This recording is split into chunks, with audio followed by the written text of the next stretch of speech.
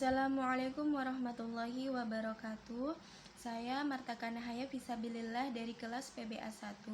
Di sini saya ingin menjelaskan sedikit materi tentang perbandingan ilmu dan pengetahuan. Yang pertama ada pengertian ilmu. Istilah ilmu berasal dari bahasa Arab yaitu alima ya'lamu yang berarti tahu atau mengetahui. Secara istilah atau terminologi, ilmu dapat diartikan sebagai mengetahui secara hakiki. Dalam bahasa Inggris, ilmu diartikan dengan sains yang berasal dari bahasa Latin yaitu skio dan scire yang berarti tahu. Soeharto menjelaskan bahwa secara terminologis, ilmu adalah akumulasi pengetahuan yang sistematis, suatu pendekatan atau metode pendekatan terhadap seluruh dunia empiris, yaitu dunia yang terikat oleh faktor ruang, waktu, dunia yang pada prinsipnya dapat diamati oleh panca indera. Sedangkan De Lange mendefinisikan ilmu dalam dua bagian. Yang pertama yaitu ilmu merupakan sebuah istilah umum yang menyebutkan segenap pengetahuan ilmiah yang dipandang sebagai suatu kebetulan. Jadi ilmu mengacu pada ilmu seumumnya. Yang kedua, ilmu menunjukkan pada masing-masing bidang pengetahuan, ilmu yang mempelajari pokok soal tertentu. Ilmu berarti cabang ilmu khusus. Dilihat dari segi maknanya, terdapat 3 sudut pandang ilmu pengetahuan, yaitu yang pertama yaitu ilmu sebagai pengetahuan. Artinya, ilmu adalah sesuatu kumpulan yang sistematis atau sebagai kelompok pengetahuan teratur mengenai pokok soal atau subject matter. Dengan kata lain, pengetahuan menunjukkan pada sesuatu yang merupakan isi substansi yang terkandung dalam ilmu. Yang kedua, ilmu sebagai aktivitas. Artinya, aktivitas mempelajari suatu aktif, menggali, mencari, mengejar, atau menyelidiki sampai pengetahuan itu diperoleh, sehingga dapat diartikan bahwa ilmu merupakan aktivitas ilmiah yang berwujud penyelidikan, usaha menemukan, dan pencarian. Yang ketiga itu ilmu sebagai metode.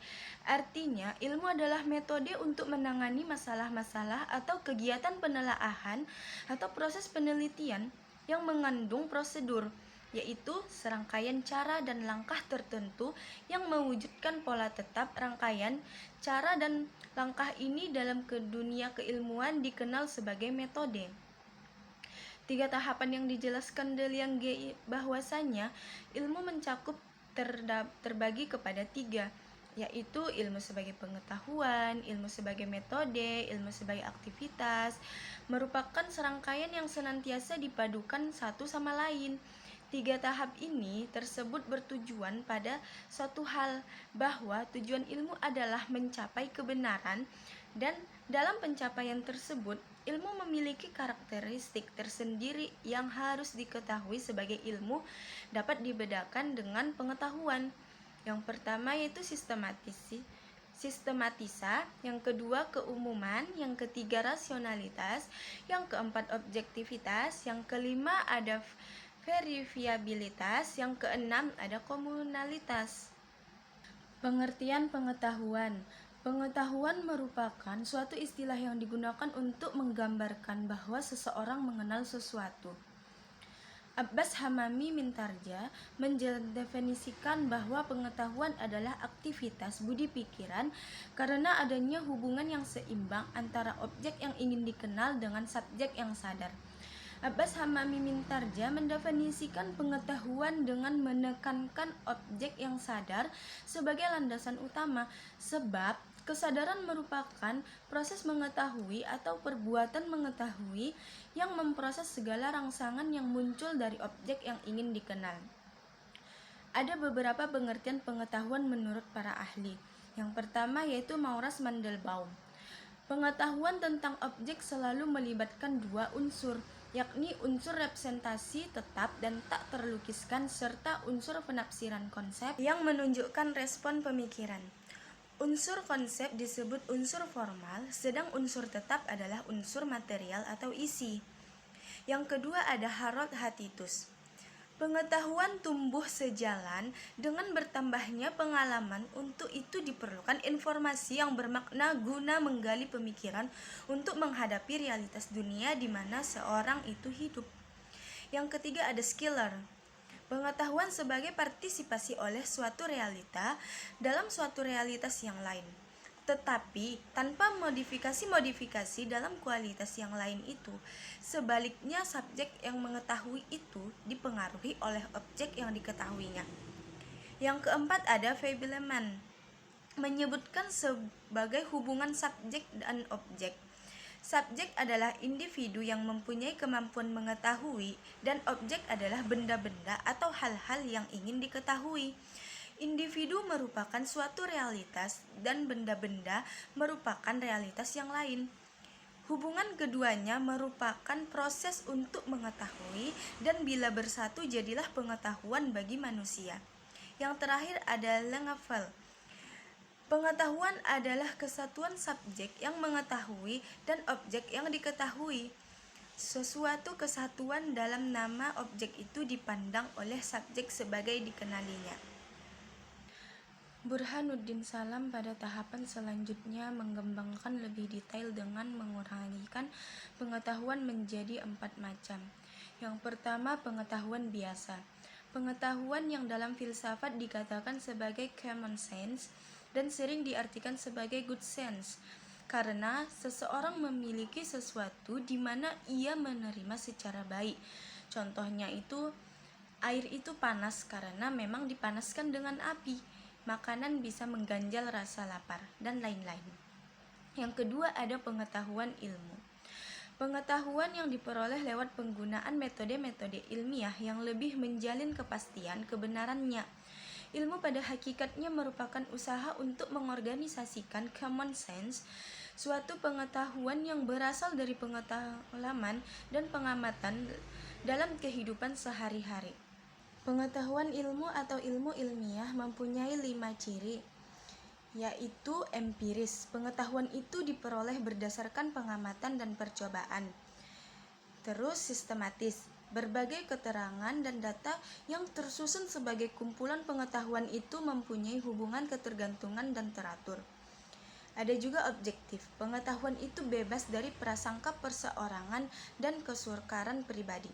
Seterusnya ada analitis. Pengetahuan ilmiah berusaha membeda-bedakan pokok soalnya ke dalam bagian yang terperinci untuk memahami berbagai sifat, hubungan, dan peranan dari bagian-bagian tersebut.